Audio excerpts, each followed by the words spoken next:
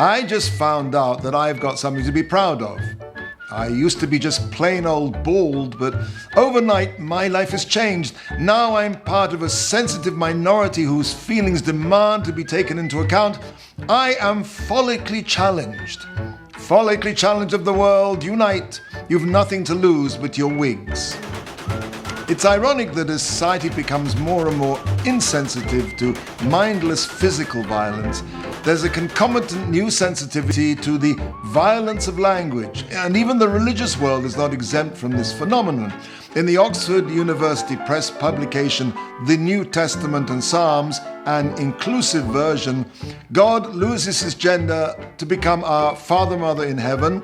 Of course, in Hebrew, we don't have this problem because Hashem, God, is referred to by nouns of both genders. For example, Shekhinah, the divine presence, is a feminine noun. You might, however, accuse the Torah itself of being PC. When it tells us that Noah brought the animals into the ark, the Torah describes the animals that were tameh, spiritually polluted, as lo tahor, not pure. The lesson of the longer phrase lo tahor, not pure, is to teach us to be sensitive to the feelings of others.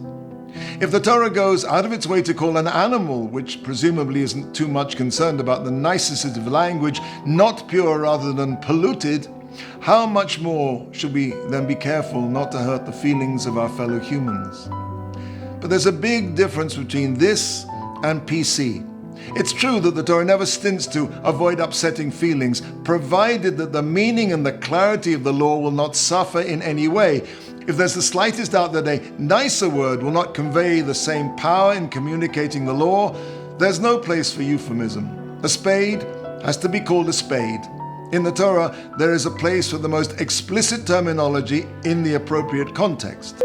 And this is just more than concern for accurate transmission of the law. It implies that language has an absolute value.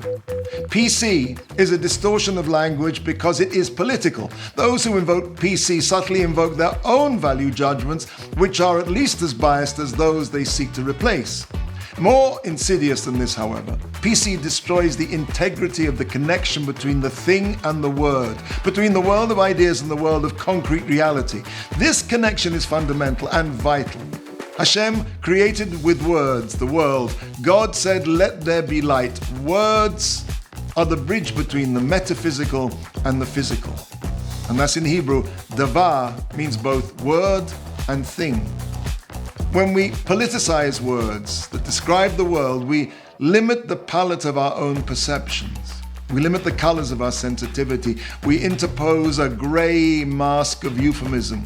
If we change words, the building blocks of thought and cognition, let us not be surprised if our mental landscape begins to reflect a terminal blandness and lack of color.